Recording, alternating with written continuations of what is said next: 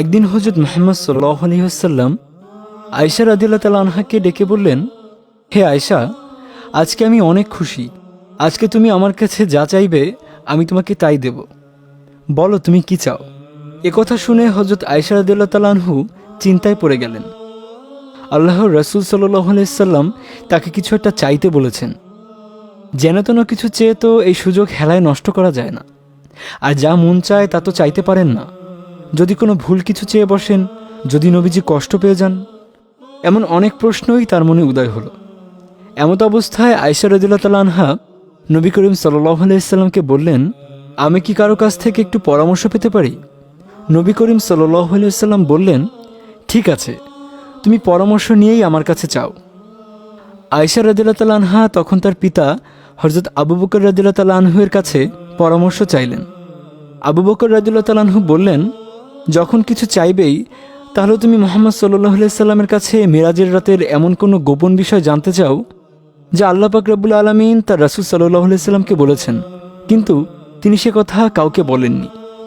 আবু বকর রাদিয়াল্লাহু তাআলা আনহু আয়েশা রাদিয়াল্লাহু তাআলা আনহাকে এই পরামর্শ দিয়ে বললেন, তুমি আমাকে কথা দাও, নবী করিম সাল্লাল্লাহু আলাইহি ওয়াসাল্লাম যা বলবেন তা সর্বপ্রথম তুমি আমাকেই জানাবে।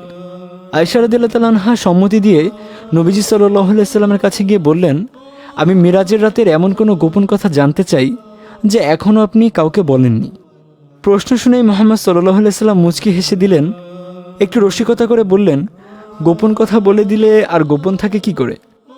এ কথা জিজ্ঞেস করার পরামর্শ তোমাকে কে দিয়েছেন? নিশ্চয়ই আবু বকর।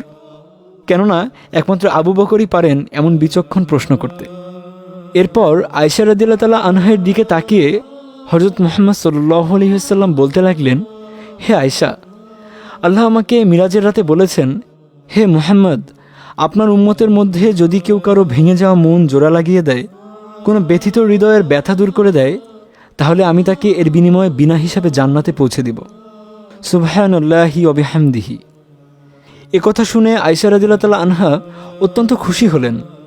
ছুটে গেলেন তার বাবার কাছে। প্রতিশ্রুতি মতো আয়েশা রাদিয়াল্লাহু তাআলা আনহা হযরত আবু বকর রাদিয়াল্লাহু তাআলা আনহুর কাছে এসে নবী করিম সাল্লাল্লাহু আলাইহি ওয়াসাল্লাম বর্ণিত কথাগুলো বললেন। কিন্তু তা শুনে আবু বকর রাদিয়াল্লাহু তাআলা আনহু কাঁদতে শুরু করলেন।